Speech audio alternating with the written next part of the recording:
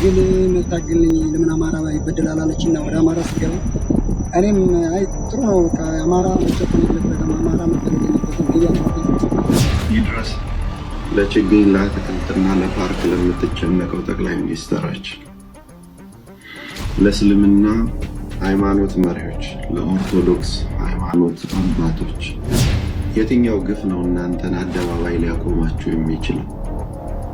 ምን አይነት ግፍ ቢሰራ ነው እንዲህ አይነት ነገር በመድራችን ላይ ሊፈጸም የማይገባም የተወገዘ ይሁን ብላችሁ ግፈኛን ለፍርድ የምታቀርቡት? ሙፍቲ ሞት በላይ ደግሞ በጣም እንደውም እየተሯሯጠ ያለው ፎቶ የእንባ ዘለላው ነውና ይሄንን የኡነቷ እንትና አለቀሱ እየተባለ አጀንዳ ስለሆነ ያው ትንሽም እንትን ሙስሊሙንም እንዳይሸወድ በዚህ እንባ ዘለላ በሚል ነው የገባው። ሙስሊሙን በዚህ በኩል ሙስሊሙን ትበድልና በዚህ በኩል ደግሞ እንወዳቸዋለን። የውሸት እንባንና የእንባን ዘለላ በእኛ ላይ እንትን የእንባ ዘለላ ማጣሪያ አይደለም። ቁርአን ትበላለህ አልቀበልም አለ። እኔ ቁርአን እኮ ስለምወድ ነው እበላለሁ ያልኩት። አላህን ስለምወደው ነው እበላለሁ ያልኩት። ቁርአን መብላት አይቻልም። ቁርአን ከበላ ያረክሳል። መብላት አይቻልም። መጽሐፍ ቅዱስ እንደምትበላ ቁርአን አይበላም። ብንሰርቅም ባንሰርቅም እንኳን ክርስቲያን ነው መሬት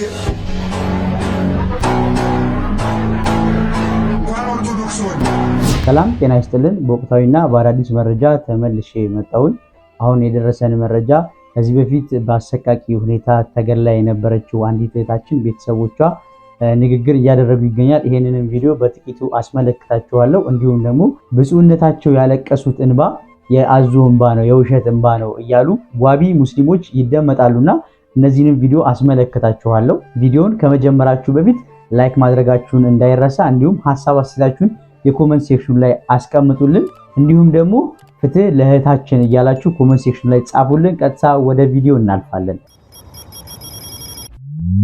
እና ልጄን እኔ ሳሳድጋት መጀመሪያ በትምህርት ቤት ነው ወይቼ ህፃናት ትምህርት ቤት ገባች። ከዚያ ልክ 16 ዓመት እንደሆናት ትግል መታገልኝ ለምን አማራ ይበደላል አለችና ወደ አማራ ስትገባ እኔም አይ ጥሩ ነው ከአማራ መጨቆን የለበትም አማራ መበደል የለበትም ግቢ አልኳት። ከዚያ ኮማንዶ ስልጠና ሄደች። አጋጣሚ ስታመም ማሀጃ ይቻል ነበር ግን እኔ ልጄ የሱ የኔ ልጅ ጡቷ ተቆረጠ የኔ ልጅ በካራ ተጨቀጨቀች ብዬ እኔም ስሜታዊ ማልሆንም ወደ ኋላ ማለልም ግን እኔ እንደገና አባቷን ሞታለሁ። አሁን እንደገና እኔ ራሴ አባቷ መሳሪያ ባይኖረኝ ኩላ ቢጄ ስሙ አሁን ነገ ጀምሬ የምከተል። ስለዚህ አሁን ቢሆን አማራ ፋኖ ለምን እቺ ልጅ ስለሞተች ወደ ኋላ መሰቃቀስ መውጣት ነው። አሁን ያለበት ሁሉ መውጣት ነው። ነገ ከነገ ወዲያም እጣ ፈንታ ይደርሰናል። እንደዚህ ህፃኖች እየታረዳሉ፣ ጎብሎች ይታረዳሉ። አማራ የሆነ አሁን ሁሉ እንዲወጣ ነው መልእክት ማስተላለፍ።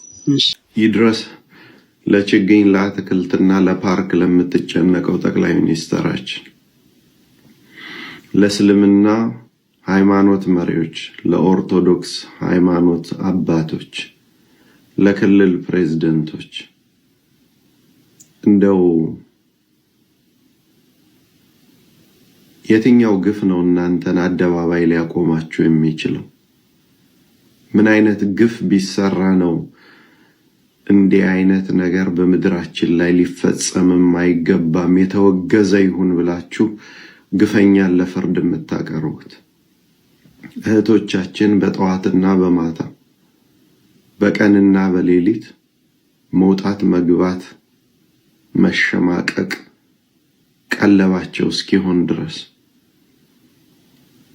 የመደፈሩ ሳይንስ መገደል፣ የመገደሉ ሳይንስ ጡት መቆረጡ ሳይንስ እንደ እንስሳ ቆዳቸው ከስጋቸው ላይ እስኪገፈፍ እያያችሁ አመድ ትቢያ ነስንሳችሁ የሃይማኖት አባቶቹ ማትሉበት የሀገር መሪው ለችግኝና ለፓርክ ሲሆን እየሄድክ ፎቶ ትነሳለህ። መከራና ግፍ ሲሆን ደግሞ ከሀገር ትወጣለህ።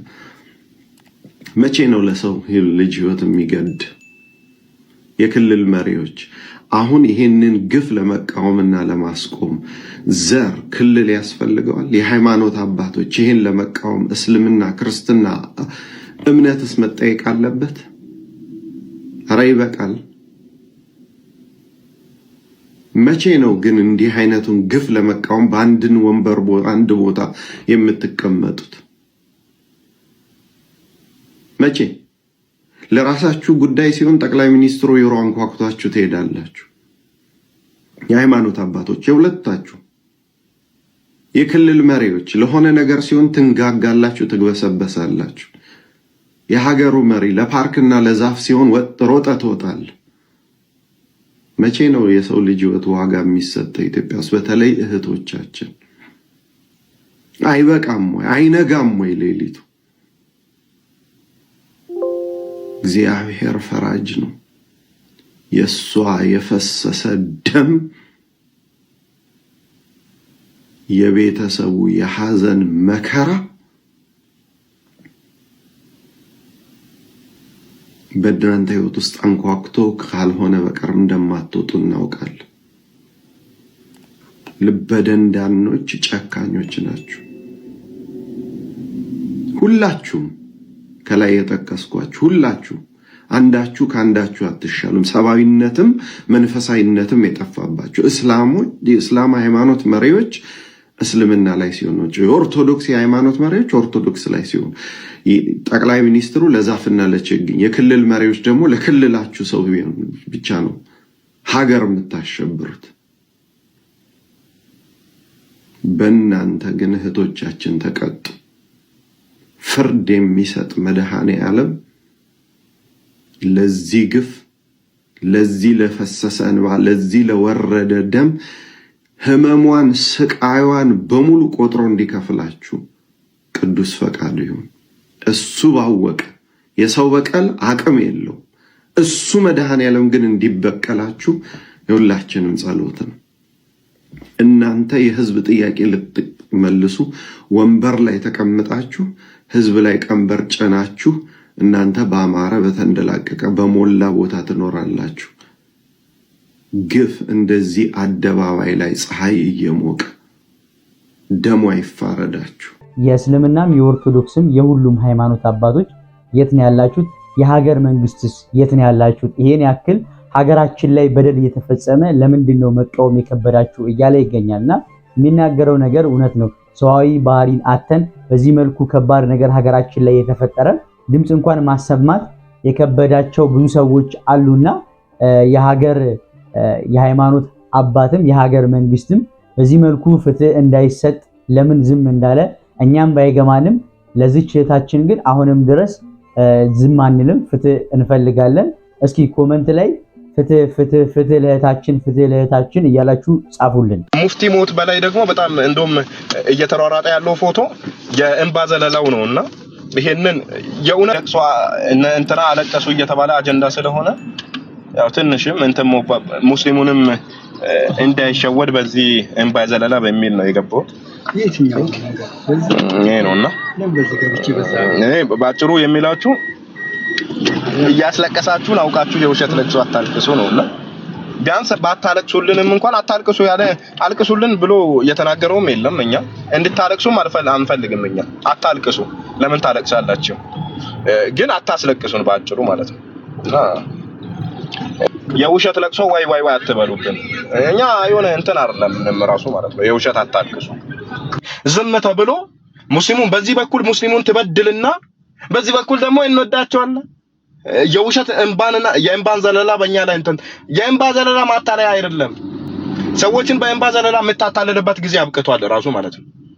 እውነት ለሙፍቲ ትልቅ ክብር ከነበሯችሁ ለምንድን ነው የእናንተ ሰዎች መስቀል አድርገው ሙስሊሙን ሲገሉ? ለምንድን ነው ያኔ እኛን አይወክሉንም?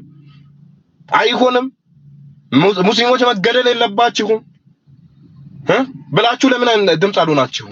ነገር ግን ዋና አላማችሁ እናንተ በሙፍቲ በኩል የሚያዋጣችሁ ከሆነ በሱ በኩል ተለጥፋችሁ በነገሌ በኩል የሆነን ሰዎች ለማጥቃት ስትሉ ነው የሆነ ተቃራኒ ከመሰሏቸው ነው የሚደግፉት። ይሄ ጥቅምን ማስከበሪያ ነው፣ የእውነት ውዴታ አይደለም። የእውነት እኛን አታታለሉንም በእንባ ዘለላ ማለት ነው። ራሱ እቺን የእንባ ዘለላችሁን እንትን በሉ፣ አታልቅሱ፣ የውሸትም ለቅሶ አታልቅሱ፣ እኛንም አታታለሉንም።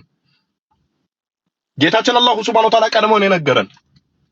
አይሁድና ክርስቲያኖች እናንተን አይወዷችሁም አለ አላህ ሱብሃነሁ ወተዓላ። የነሱን መንገድ እስካልተከተላችሁ ድረስ አይወዷችሁም። በቃ አትወዱንም። ክርስቲያኖች ምናምን እያላችሁ ደግሞ የምታሽቃብጡ ሙስሊሞች አላችሁ። አይወዱንም። በቃ ከአላህ በላይ አንተ አዋቂ ነህ። አይወዱንም፣ ይጠሉናል። በጣም ነው የሚጠሉን፣ በጣም ነው የሚጠሉን። ከምድረ ገጽ ቢያጠፉን ደስ ይላቸዋል፣ አልተሳካላቸውም እንጂ ማለት ነው ራሱና የሆነ እንትኑ አይታለን ጥሩ አይደለም። ይሄ እኔ ከሙፍቲ ሞት በላይ ደግሞ በጣም እንደውም እየተሯሯጠ ያለው ፎቶ የእንባ ዘለላው ነውና ይሄንን የእውነት አልቀሳችሁ ከሆናችሁ ለአክሱም ሙስሊሞች ማልቀስ ከዛ ነው የሚጀምረው። ባለፈው መካነ ሰላም ላይ ለሞቱ ሰዎች ለነሳ ድምጽ በመሆን ከዛ ነው የሚጀምረው። ከዛ ውጪ ግን አታስመስሉ። የሆነ በእንባ ዘለላ ለመሸወድ ባይሞከር በጣም የተሻለ ነው። የእንባ ዘለላ ጥሩም አይደለም። ይሄ እስከ መቼ ነው እንትን የምትሉት? የሚታለልላችሁም ሰው የለም። የአራተኛ ክፍል ፖለቲካ አይሸውደንም። አባታቸው በሞቱት አካላት ላይ እኛ ልንደሰት አንችልም፣ አልታዘዝንም። አንዳንድ እንትን እያየው ነበረ። ክርስቲያኖች ምን አገብቷቸው ነው እንትና ሀጂ በመሞታቸው ተቀዳሚ ሀጂ ሙፍቲ በመሞታቸው ክርስቲያኖች እንዴት ያዝናሉ የሚል መማገሻ ሀሳቦቻቸውን እያየው ነበረ። በጣም ያስቅ ነው። እኛ የታዘዝነው ከሚያዝኑ ጋር እንድናዝን ነው፣ ከሚያለቅሱ ጋር ደግሞ እንድናለቅስ ነው እንጂ እነሱ ሲያለቅሱ ስንጥር ልንከትባቸው ወይንም ደግሞ ልንስቅባቸው አልታዘዝንም። ረዳቸው የተከፉትን ልናባብላቸው ታዘናል ማለት ነው። ስለዚህ ይህንን በትህትና በትዕቢት ሳይሆን በትህትና ልናደርገው ታዘናል። ይህም ክፋትን በመጥፎ መመለስ ስለሌለብን ማለት ነው። ልክ የማቴዎስ ወንጌል ላይ ምዕራፍ 5 ቁጥር 44 ነው ምናምን አካባቢ እንዳለው ማለት ነው። ለጓደኞቻችን ለወንድሞቻችን ብቻ ሳይሆን ለጠላቶቻችንም እንደዛ እንድናደርግ እንጂ የታዘዝነው ለክርስቲያኑ ብቻ መርጠን አይደለም። ካዘነው ከተከፋው ከተበደለው ጋር አብረን ህብረት እንድናደርግ ከተራበ ልናበላው ከተጠማ ልናጠጣው ታዘናል። ይሄ ግዴታ ነው፣ ግዴታ ነው። ለጓደኛ ሳይሆን በእምነት ለሚመስልህ ብቻ ሳይሆን በእምነት ለማይመስልህም ከተራበ ልታበላው ከተጠማ ልታጠጣው ታዝሃል። በእስልምናው በእምነት ካልመሰለ ልታበላው አልታዘዝክም፣ ቢያዝን ልታዝንለት አልታዘዝክም። እኛ ግን ግዴታ አለብን። ክርስቲያኖች ካዘኑ ቤተሰቦቻቸው ልናጽናናቸው፣ ካለቀሱ አብረናቸው ልናለቅስ ግዴታ አለብን እንጂ ልንስቅባቸው አይገባም። እሳቸው መልካም ስለሆኑ ብቻ አይደለም ምናምን እንድንል አልታዘዝንም። በቃ ከሚያዝኑ ጋር ዘኑ ከተባለ በቃ ሲያዝኑ እንደማንኛውም ሰው እናዝናለን ማለት ነው። ያ ሰውዬ በኃጢአቱ ይጠየቅ። ከዛ ውጭ እኛ ግን እናዝናለን ስለሞቱት። ዋቢ ሙስሊሞችን በዚህ መልኩ እንደሰማችኋቸው ተስፋ አደርጋለሁ። ብፁዕ ወቅዱስ አቡነ ማትያስንም በዚህ መልኩ እንባ አውጥተው ማልቀሳቸውም ያዙ እንባ ነው፣ እኛን ሊያሳሱ ሊሸውዱን ፈልገው ነው እያሉ ይገኛሉና ይሄም ከምን አንፃር እያሉ እንደሆነ እኛ ግልጽ አይደለም። ራሳቸው እስልምናንም ለኦርቶዶክስም በዚህ መልኩ ጥላቻን ማድረጋቸው ሊገባን አልቻለምና ምን ፈልገው ነው እነዚህ ዋቢ ሙስሊሞች በዚህ መልኩ? ሁሉም ሰው አክራሪ ሙስሊም ካልሆነ መኖር አይችልም ማለት ነው። በጣም ግራም ያጋባና የሚገርሙ ሰዎች ናቸው።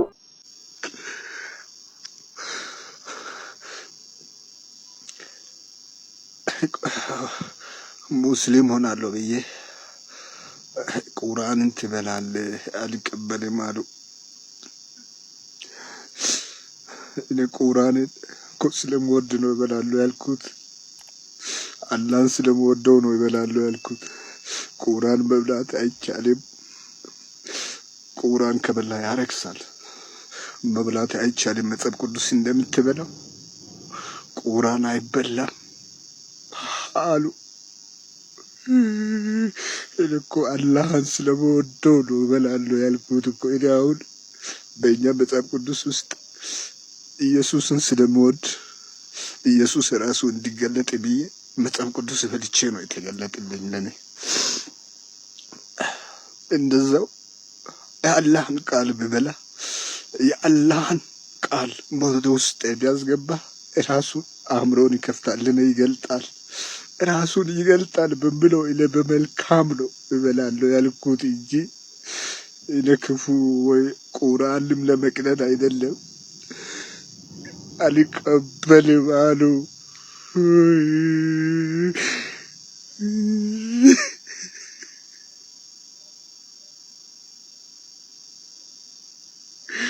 ላሽብልውን እኮ ያላን ቃል ብበላ ወደ ውስጥ ገብቶ አእምሮን ሁሉ ይፈውሰኛል። አእምሮ ሁሉ ይቀይረልኛል።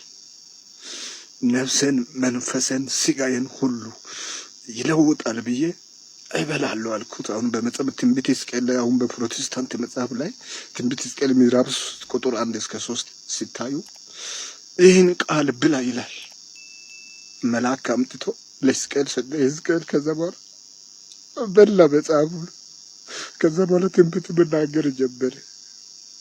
ወደ ውስጥ አስገብቶ እኔ እንደዛ የአላህን ቃል ወደ ውስጥ ቢያስገባ ለእኔ ይገልጣል። ራሱን እንዲገልጥ ራሱን በቃ ለእኔ በደንብ እንዲገልጥ ስለሚፈልግ ነው ቁርአንን በላለሁ ያልኩት እንጂ በመጥፎ አይደለም።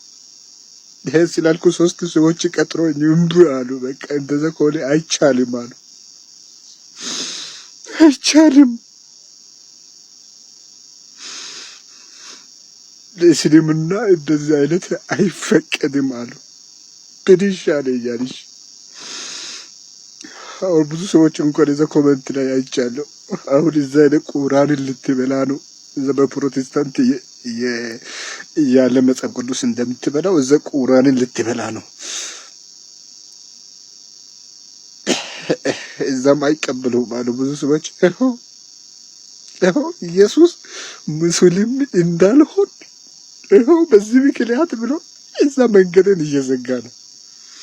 እኔ በራሴ ወስኜ ምን ችግር አለ? አላህ ለኔ ራሱን ቢገልጥ ራሱን ለኔ ገልጦ ክብሩን ቢያሳይ ያ የሱ የተጻፈው ቃል ወደ ውስጥ አስገብቼ በልቼ ለኔ ሁሉም ነገር ቢቀይር ብዬ ነው። እኔ በመልካም አስተሳሰብ ነው እንጂ በክፋት አይደለም። ግን ሰዎች ለምን ሁሉ ወደ ክፋት እንደሚያስቡ አላውቅም። እሺ ምን ይሻለኛል? እሺ ምን ይሻለኛል? እና የት ልሂድ? እዛ እንዳለ ነው ኢየሱስ እየከለከለ ነው። ምክንያት ፈልገው እንዳይቀበል እያደረገ ነው። እኔ ወሰኛለሁ። አሁን በቲክቶክ ላይ ወደ 100 ምናምን ሺህ ሰው አይቷል። ወይኔ እኔ የአላህን ቃል ቢበላ የአላህን የራሱን ድምፅ ለኔ ቢያሰማ ለኔ ሁሉ መንገዱን ቢያብራ ምን ችግር አለሽ? ምን ችግር አለ? አላህ ተቀብዬ ለሱ ልኖር ለሱ ቢገዛ ራሱን ክብሩን ቢያሳይ ምን ችግር አለ? አልቀበልም አሉ ሙስሊሞች። 3 ሰው ቀጥሮ ከ3 አንዱ ብቻ ነው ግን 2 ስልኩ ራሱ ቀልቡን ጠብቀ ሳይመጡ ቀሩ። ምን ይሻላል? የት ልሂድ? ምን ሊሁን? አልለቅም አለ። ይኸው እዛ የታለው ብዬ ወስኜ አልለቅም አለ ኢየሱስ። ለምን አትለቅም? እኔን ለምን አትፋታም ከነቢ? የት ልሂድ? ወደ ኦርቶዶክስ?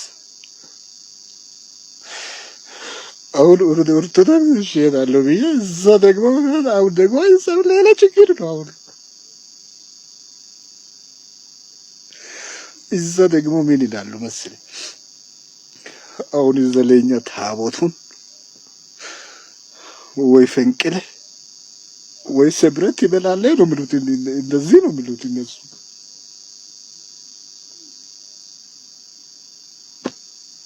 ምን ሊሆን ምን ይሻለኛል?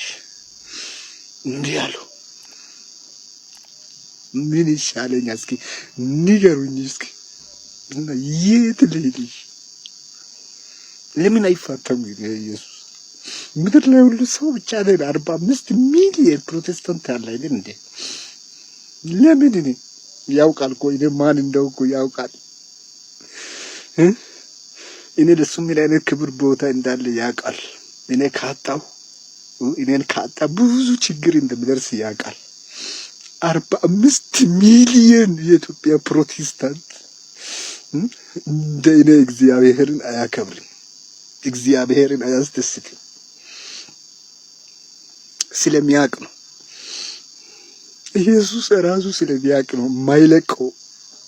ተው ልኖርበት ለተው እስኪ ተፋታኝ ኢየሱስ ተው አይለቅ። እኮ 24 ሰዓት ሙሉ ጌታን ነው እኮ ባበልኩ 24 ሰዓት ሙሉ እኮ ለሱ ክብር እየሰጡ ዮናስን ቢል አለ ስራህ ምንድን ነው? ሰማይና ምድርን የፈጠረው አምላክ ነው እግዚአብሔርን ማምለክ ነው አለ አይደል? እግዚአብሔርን ማምለክ ለአንዳንዱ ስራ አይመስልም። 24 ሰዓት ክብርን እየሰጠው ማን ነው ኢትዮጵያ 24 ሰዓት ለእግዚአብሔር ክብር እየሰጠ ሙሉ የራሱ ህይወት ትቶ ጌታን የሚያመልክ? ያውቃል ኢየሱስ ስለሚያውቅ አለቅን እያለ ነው። ተው ተፋታኝ ከኔ ጋር ተው ተው እያልኩ ነው። እሺ ይኸው እስልምናም እምቢ አለ። አሁን የበስተ መጨረሻ የቀረው ኦርቶዶክስ ነው። እነሱ ምን እንደሚል አላውቅም።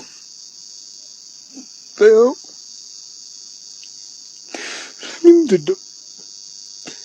ለምንድን ነው ማትፋታ ከነኝ?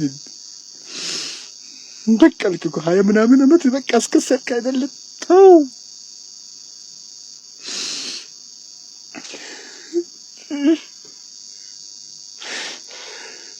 ምን እንደሆነ እስኪ ንገሩ። ልሽ ምን ሊሆን የት ልሂድ እስኪ አሳውቁኝ። አለቅም አለ የት ልሂድ? ሙስሊም ይምራል